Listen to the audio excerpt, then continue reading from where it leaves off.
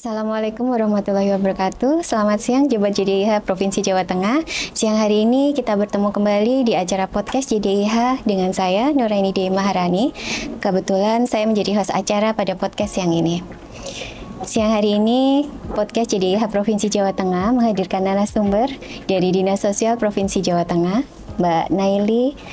Beliau akan menyampaikan informasi mengenai pemenuhan hak-hak bagi para teman-teman penyandang disabilitas. Selamat siang Mbak Naili, sehat hari ini? Alhamdulillah, selamat siang.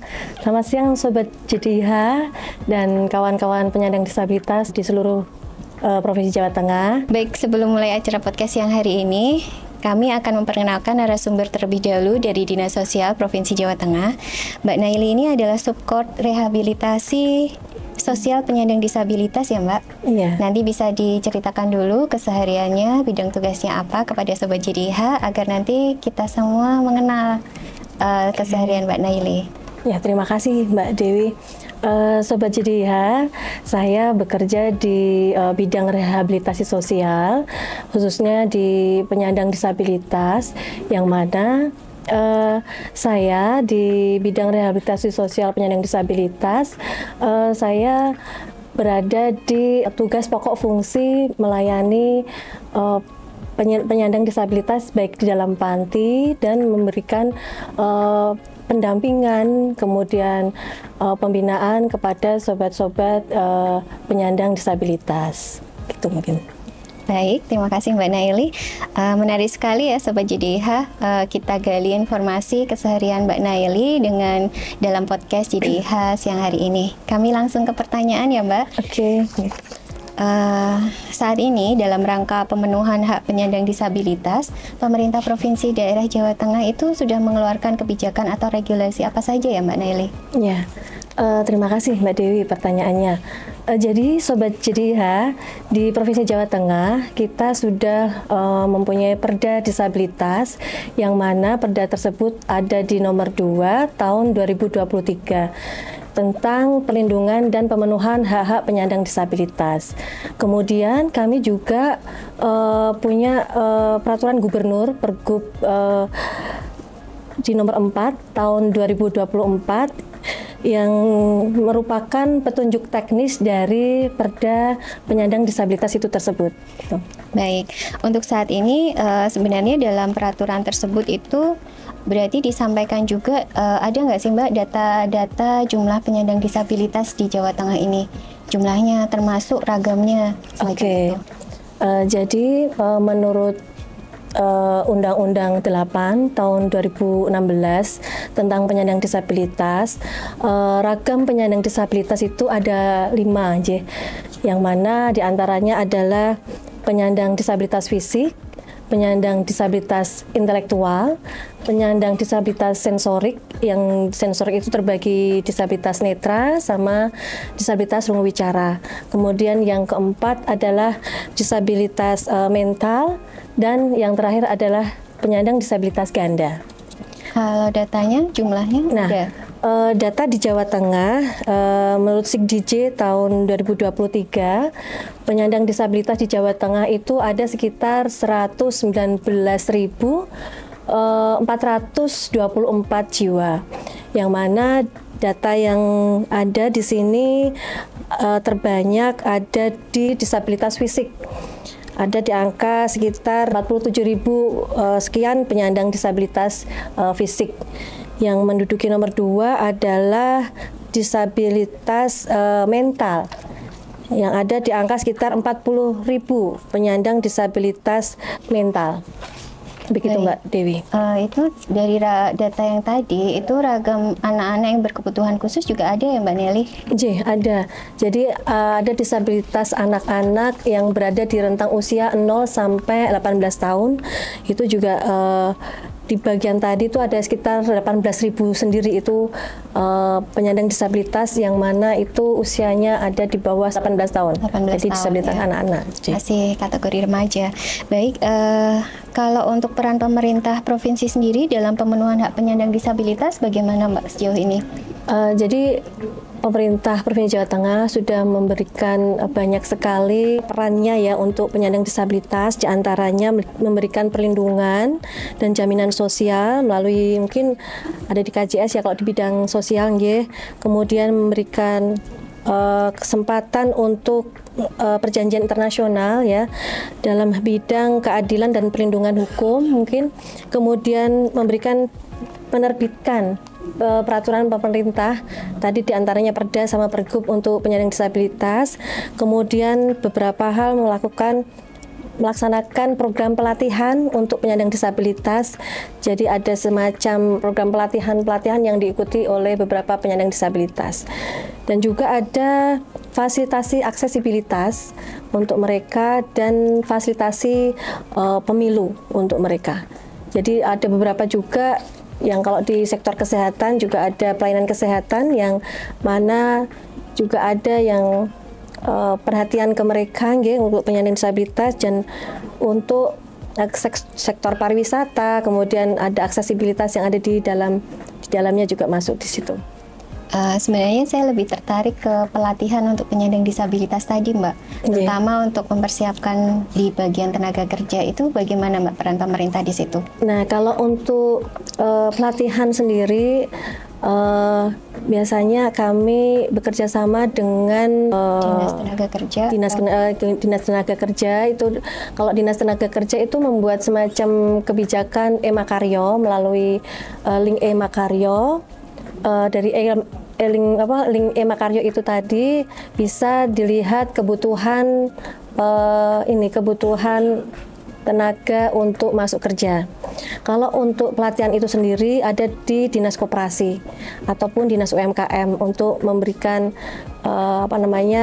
training, kemudian kewirausahaan, kemudian keterampilan yang mana kemampuannya dia itu seberapa untuk bisa kemandirian untuk bekerja. Baik, menarik sekali ya sebenarnya. Sebenarnya itu adalah salah satu upaya pemerintah ya dalam menjamin pemenuhan untuk teman-teman disabilitas ya, terutama untuk mungkin usia pekerja ya, Mbak ya. Baik, kalau di bidang-bidang tadi kan sudah dijelaskan ya, UMKM dengan Dinas Koperasi, kemudian kalau untuk yang bidang kesehatan mungkin, Mbak? Kalau bidang kesehatan kita juga, kalau setahu saya kalau di kesehatan itu mungkin lebih ke kalau pemeriksaan ya, screening disabilitas sejak dini, kemudian program preventifnya, promotifnya, biar ibu hamil itu tidak melahirkan generasi disabilitas, kemudian asupan nutrisi yang mana itu penting untuk perkembangan janin ibu hamil. Jadi kalau kesehatan lebih ke arah preventif, promotif, kuratif, dan rehabilitatif. Itu yang lebih didengungkan untuk penyandang disabilitas. Kalaupun nanti ada yang sudah penyandang disabilitas, ada di difabel di situ, ada juga penanganan medis yang mana didampingi oleh psikolog, dokter anak, psikolog, dan mungkin ada psikiater juga yang disabilitas mental tadi, mungkin itu. Baik ya. Untuk pemerintah Provinsi Jawa Tengah saat ini kan sudah melakukan beberapa upaya terutama untuk pemenuhan aksesibilitas ya, Mbak, bagi para penyandang disabilitas termasuk dalam penggunaan fasilitas umum.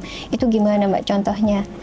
Oh ya, kalau untuk fasilitas umum aksesibilitas itu semacam kalau kita perhatikan di Pemerintah Provinsi Jawa Tengah ya, Sobat JDIH, kalau Bapak Ibu mungkin pernah main ke Seda Provinsi Jawa Tengah ataupun ke fasilitas umum ya, itu ada semacam, atau di trotoar itu ada guiding block ya untuk netra misalkan, yang di trotoar yang bentuknya lurus gitu, itu kan ada tonjolan-tonjolan timbul ya di situ. Kemudian aksesibilitas yang lain adalah untuk kursi roda yang landai, kemudian ada pegangan ram ya.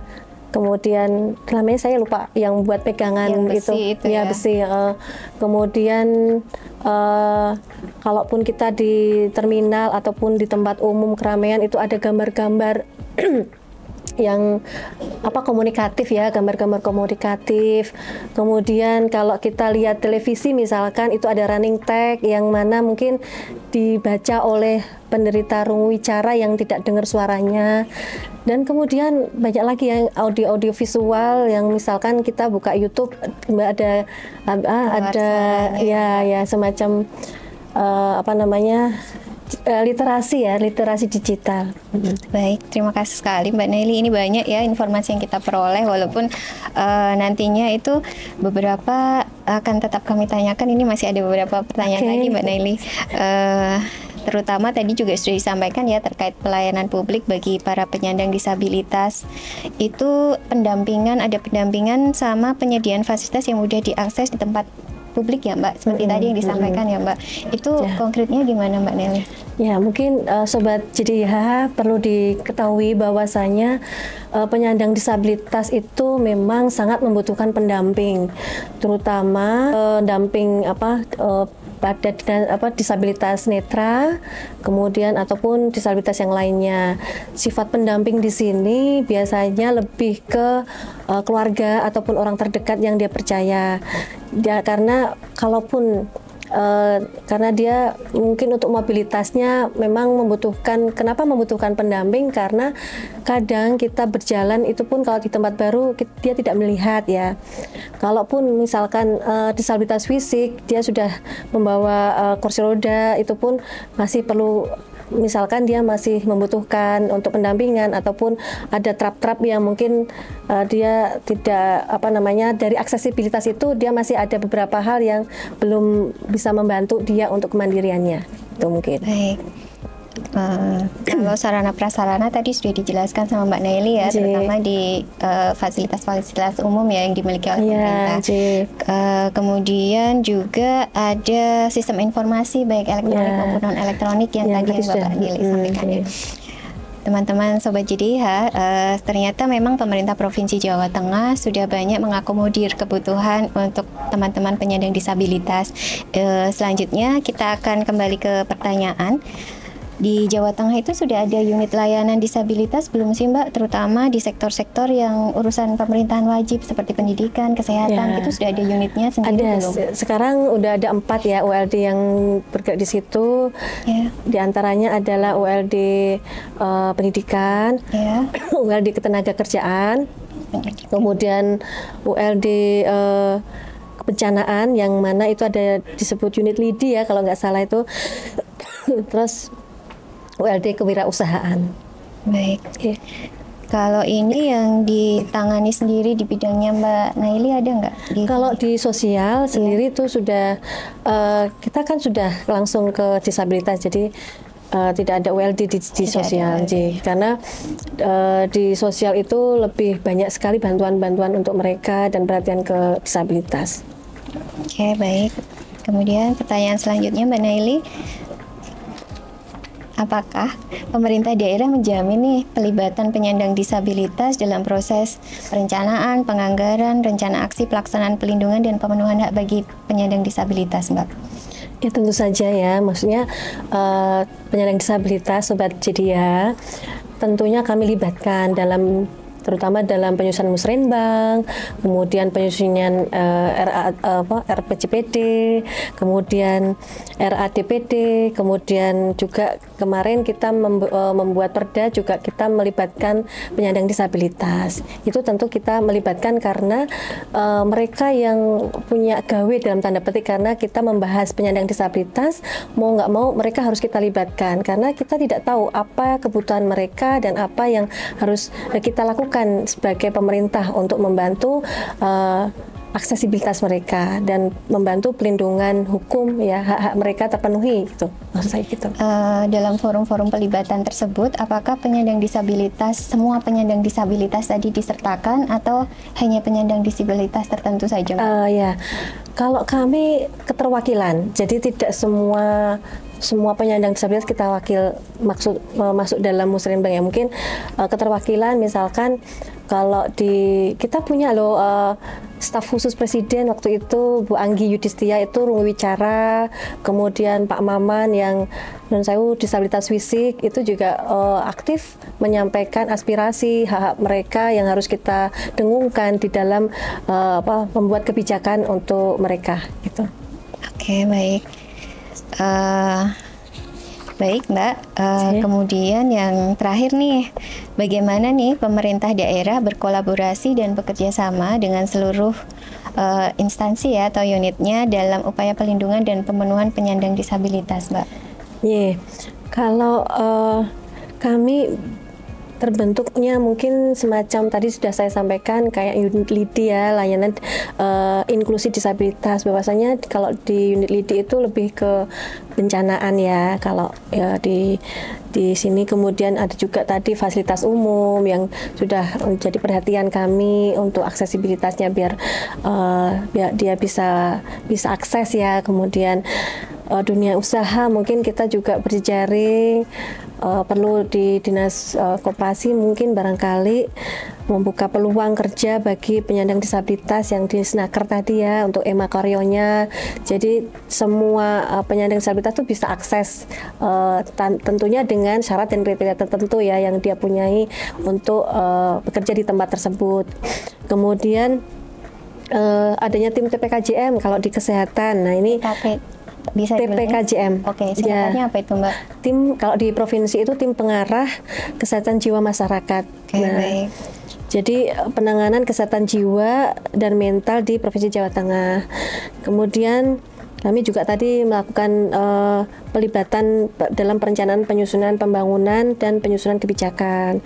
Kemudian kami juga mengupayakan aksesibilitas yang terus-menerus agar mereka bisa mandiri, bisa akses tanpa ada hambatan ya, termasuk pemenuhan akomodasi yang layak bagi mereka. Jadi perbedaan antara aksesibilitas dan akomodasi yang layak, kalau akomodasi yang layak itu lebih ke spesifik ya, karena dia butuh secara pribadi itu apa, misalnya kursi roda settingannya seperti ini, nah kayak gitu.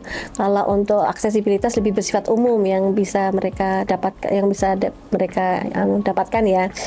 Kemudian memberikan edukasi ataupun elaborasi ya kepada semua pihak, siapa berbuat apa pada tanggung jawab tugas fungsi di masing-masing OPD, terutama dalam upaya perlindungan dan pemenuhan hak penyandang disabilitas sebagai amanat Perda Disabilitas dan Undang-Undang 8 tahun 2016.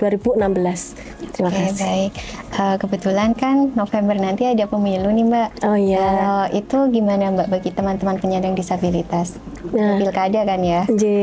Kalau teman-teman disabilitas tentunya kalaupun pasti kan ada ya untuk kalau kampanye gitu ya, dan dia mungkin ada semacam edukasi atau informasi ke mereka entah melalui huruf braille atau gambar yang bisa mereka akses ya. Kemudian juga pas pemilu juga disediakan bilik khusus ya untuk penyandang disabilitas. Itu sudah menjadi tanggung jawab masing-masing OPD yang mana mereka punya tusi masing-masing yang berkewajiban memberikan akses pada penyandang disabilitas. Oh ya Mbak, satu lagi ya sebelum kita kelupaan. Tadi kan pemenuhan bidang politik untuk teman-teman penyandang disabilitas. Nah ini kalau di Pemprov Jateng kan mau ada penerimaan ASN nih 2024 ini, ada porsinya nggak sih untuk teman-teman penyandang disabilitas, Mbak? Oh ya, jadi memang sesuai amanah Perda ya disabilitas, kita di dalam perda tersebut ada batasan 1% untuk penerimaan penyandang disabilitas di ranah swasta. Kemudian ada 2% standar untuk penerimaan ASN di Provinsi Jawa Tengah. Jadi kalau dibilang 2% itu dari jumlah kuota, jumlah pelamar ya kalau yang mau masuk itu, kemudian kuota pekerja yang ada di dalamnya itu 2%, dan di swasta ataupun perusahaan-perusahaan yang lainnya yang bergerak di sektor apapun itu ada amanah 1% untuk menerima penyandang disabilitas. Berarti ini diwajibkan ya untuk perusahaan swasta maupun instansi pemerintah untuk ada teman-teman disabilitas yang dapat mengisi formasi jabatan ya di dalamnya. Ya, tentunya dengan kriteria dan syarat tertentu yang bisa masuk di di bidang pekerjaan tersebut gitu. Baik, Sobat JDIH, ini informasi yang menarik bagi kita semua ya, karena Mbak Naili di sini kebetulan memang konsennya penuh di bagian apa Mbak tadi? Rehabilitasi ya? Ya, rehabilitasi sosial. Ya, rehabilitasi sosial. Baik Sobat JDIH, untuk podcast yang hari ini saya rasa cukup. Kita akan ketemu di podcast selanjutnya. JDIH Provinsi Jawa Tengah ngayemi lan nglayani. Terima kasih. Wassalamualaikum warahmatullahi wabarakatuh. Waalaikumsalam warahmatullahi wabarakatuh.